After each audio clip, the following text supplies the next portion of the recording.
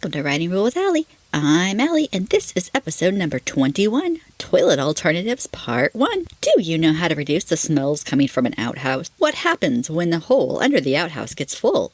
What does the moon on the door mean? Find out on this episode. You can find this episode's show notes and helpful links to learn more on my website, AllieHart.com. That's ALLEYHART.com. Now, on to the show. While no longer common, outhouses are still used in many places in the United States.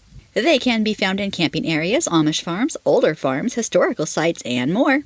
I remember going to a Girl Scouts camp as a kid and not understanding why the other kids were all scared of them. And I was shocked to learn that they had never used one before. Had they never been to a farm before? Okay, yeah, I was young. Outhouses were originally invented in the 1500s. An outhouse has 4 walls with a door and a bench seat with a hole cut into it. This is placed over a large hole, sometimes called a pit. These holes are typically 5 to 6 feet deep, but could be more or less. I have mostly seen deeper holes because people do not want to dig giant holes more often than they have to. They can be dug by hand, as the Amish do, or they can be dug with something like a backhoe. Sometimes the holes are dug longer and the outhouse will be longer also. These types will have several holes cut into the outhouse bench, so more people can go simultaneously. This is great for potty training kids.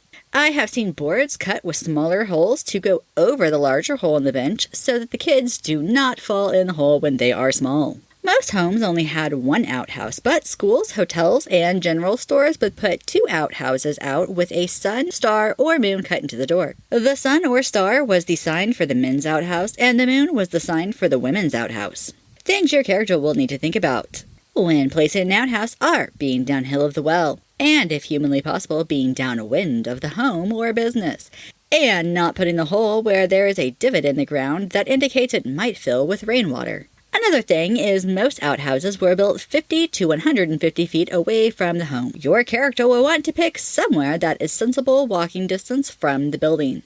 An outhouse understandably smells, more so in the heat and humidity. Some things that people use to help cut down the smell are lime, sawdust, wood ash, straw to help make a film to help reduce flies, vegetable waste, but never meat waste. Side note, lime will burn the skin if your character gets it on the seat and then sits on it. There are some hazards of the outhouse to think about. First are insects and parasites. These include flies, mosquitoes, and hookworms. I've seen flies in every outhouse I have been in. They are not afraid to land on you. Mosquitoes can also get down in the waist and lay eggs. They will come up the hole when big enough. Never fun. Personally, I have seen wasps in or around most of the outhouses I have used. Another thing is splinters. No one wants a splinter in their backside. Sometimes the outhouses will fill with methane. Sparks, fire, or static electricity could light the fumes on fire. This is why outhouse ventilation is essential. I've seen some leave the door open to ventilate them, but most will have a pipe or a wooden pipe with a covered top a few inches above to keep the rain out. The last is groundwater pollution. Outhouses will need to be downhill, or 200 feet from a well, stream, or other groundwater source. Outhouse cleaning was done infrequently, but it was done. Maybe once a month, they would take soapy used dishwater out to wipe down the seat. The cobwebs would typically be knocked out at this time. The only other time I know they were cleaning was if there was poo on the seat. Speaking of poo, let's talk about how people have wiped. Modern outhouses might use toilet paper and throw it down the hole. Things that were used before toilet paper include, but are not limited to,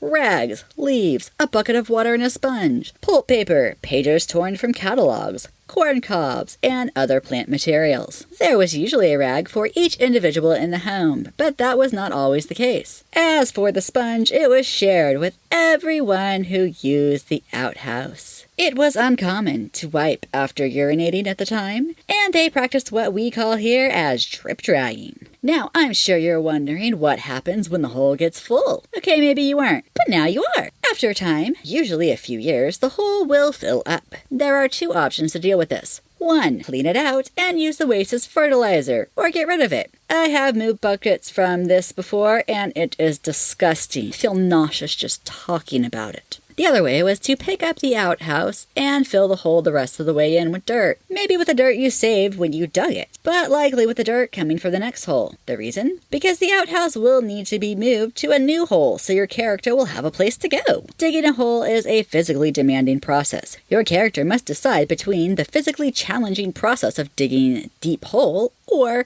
the gross process of scooping everything out to clean it. Fun fact, there have been two-story outhouses. They were not common, and the most well-known one is located in Gaze, Illinois, and was built by Samuel Gillamel. It was built for the apartments on the top floor and the general store on the bottom floor. The outhouse holes were on opposite sides, and an inner wall will separate the two holes so that all droppings were shielded from hitting those below.